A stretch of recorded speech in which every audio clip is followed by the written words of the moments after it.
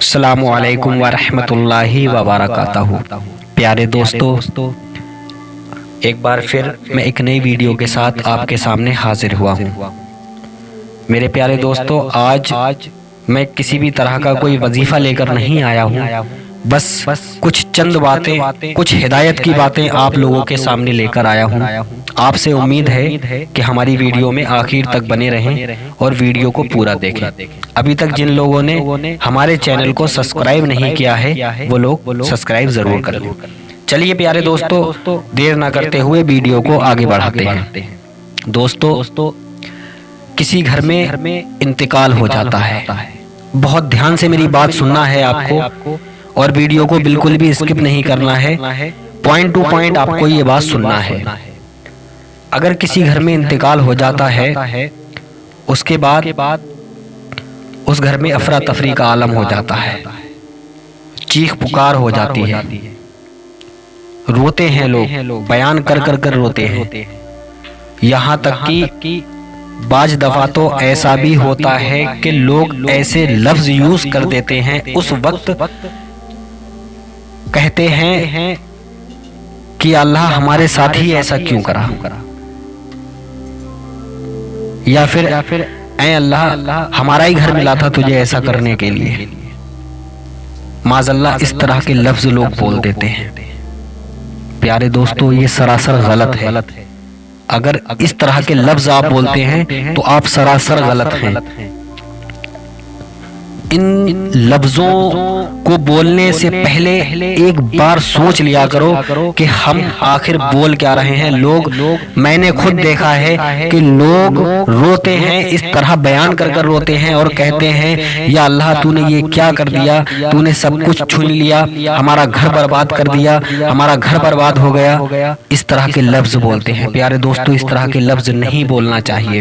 اس طرح کے لفظ بولنے سے پہلے ایک بار، صرف ایک بار کربلا کو یاد کر لیا کرو، وہ کربلا کو یاد کر لیا کرو، اس دن کو یاد کر لیا کرو، اس منظر کو یاد کر لیا کرو۔ اللہ کے نام پر سب کچھ لٹا دیا،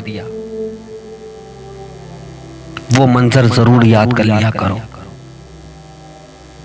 کیوں؟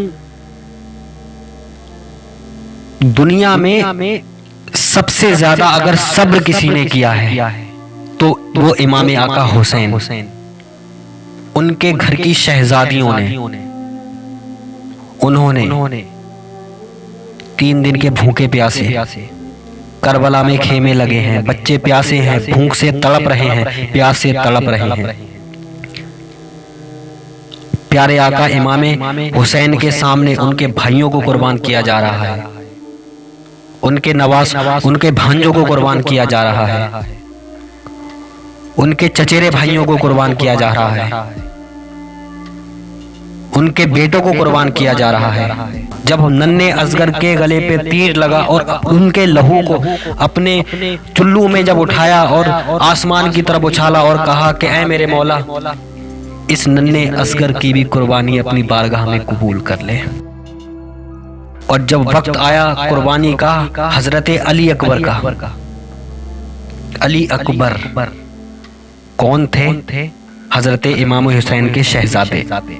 جب ان کا وقت آیا قربانی کا، ان کی شکل پیارے نبی صلی اللہ تعالی علیہ وسلم سے ملتی تھی، اور جب لشکر میں گئے اور جب ان پر وار ہوئے تو ایک تیر ایسا آیا جو ان کے سینے کو چیرتا ہوا کلیجے پہ جا کر رک گیا۔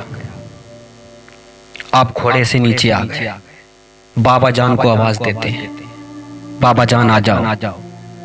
پیارے آقا حسین جاتے ہیں، اپنی آغوش میں لے لیتے ہیں اور کہتے ہیں علی اکبر، بابا جان، یہ جو نیزہ لگا ہوا ہے، جو تیر لگا ہوا ہے، یہ مجھے بہت تکلیف دے رہا ہے۔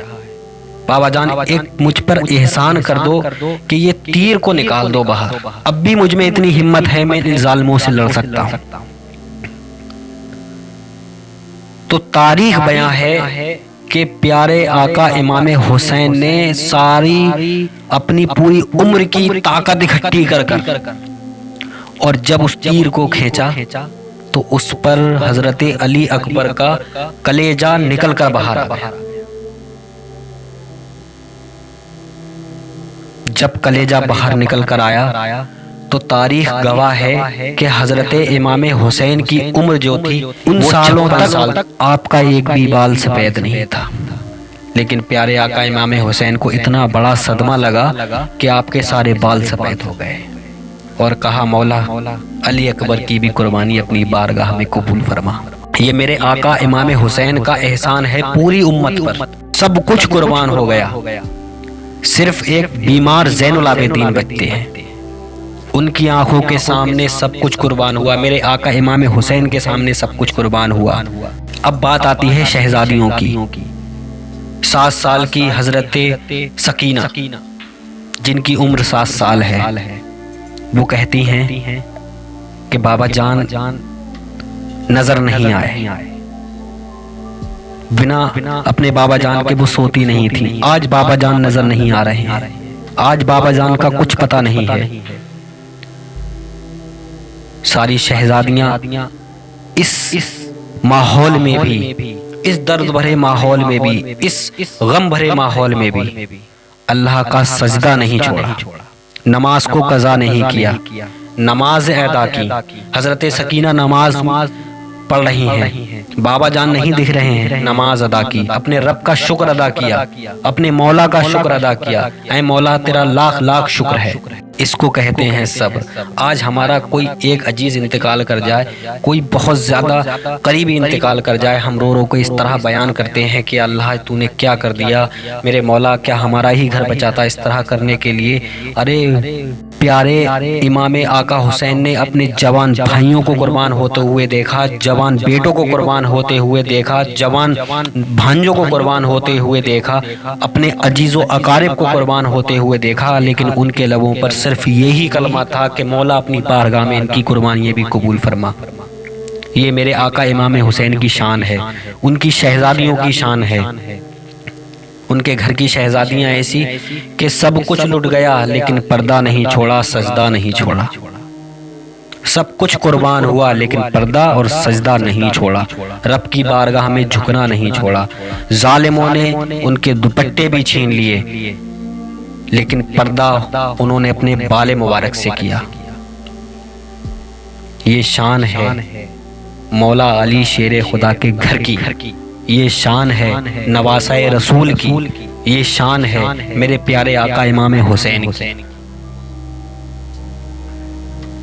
میرے دوستو، اگر ایسا کبھی کوئی منظر آ جایا کرے تو آپ لوگ اللہ کا شکر ادا کیا کرو کہ مولا تیرا شکر ہے، اور ہر انسان جانتا ہے اس بات کو کہ ہم آئے ہیں تو ہمیں جانا بھی ہے۔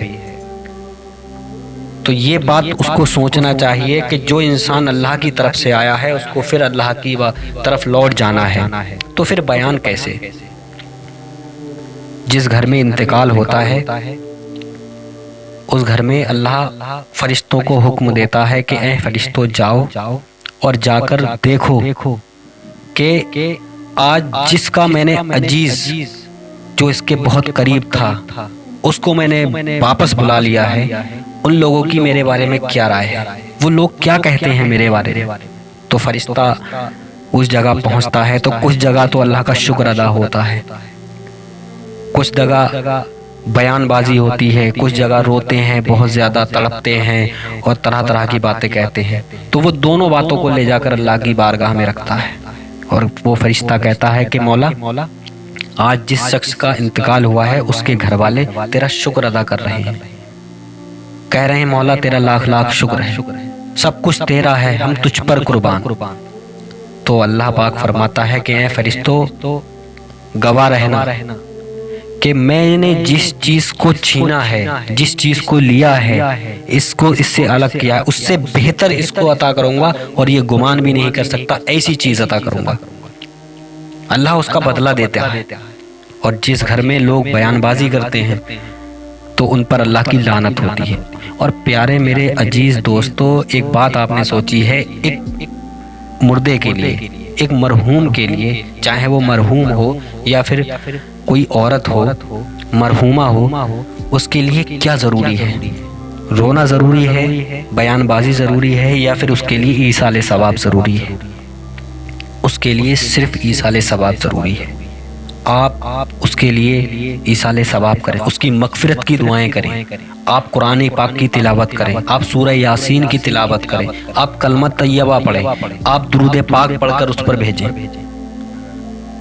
یہ چیز اس کے لیے کامیابی ہے، کیونکہ ایک مرحوم کو، ایک انتقال کرے ہوئے بندے کو صرف آپ کا رونا دھونا نہیں چاہیے ہوتا ہے۔ اس کو اگر کچھ چاہیے ہوتا ہو، اس کو اگر کچھ چاہیے تو صرف آپ کی زبان سے نکلے ہوئے وہ لفظ جو اس کی بارگاہ میں، مولا کی بارگاہ میں اس کے لیے مغفرت کا دروازہ بنے، اس کے لیے مغفرت کا ذریعہ بنے، صرف اس کو وہی چاہیے۔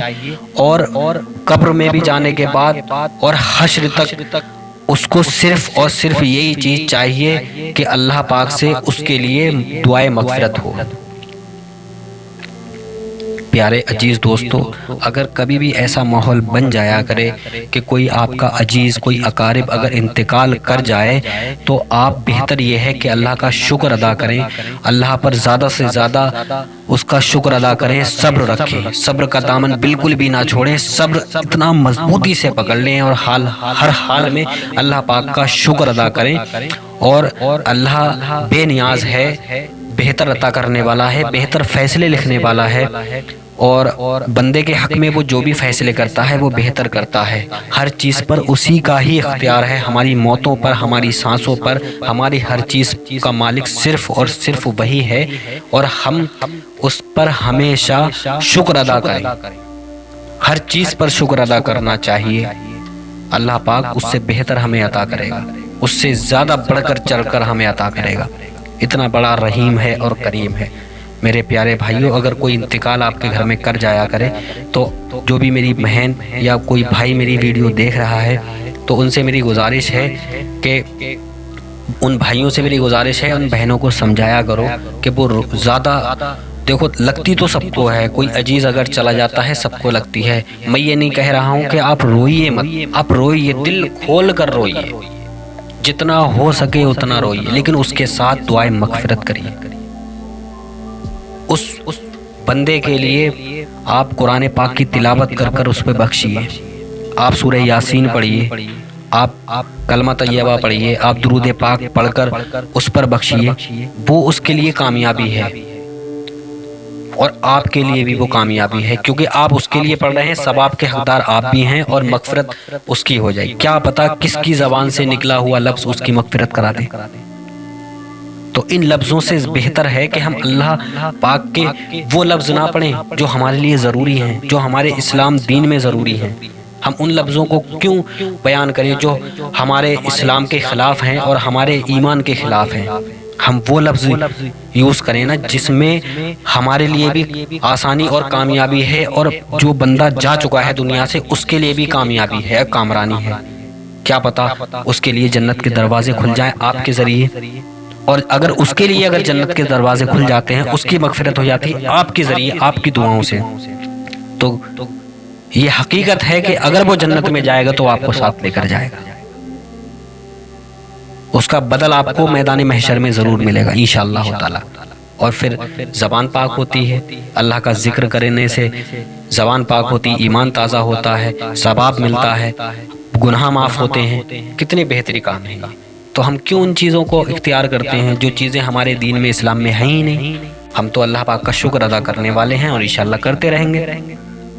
ہر حال میں اللہ پاک کا شکر ادا کرنا ہے۔ ہم تو اللہ کو ماننے والے ہیں، ایمان والے ہیں، ہم اپنے رسول کو ماننے والے ہیں، اہل بیت کو ماننے والے ہیں۔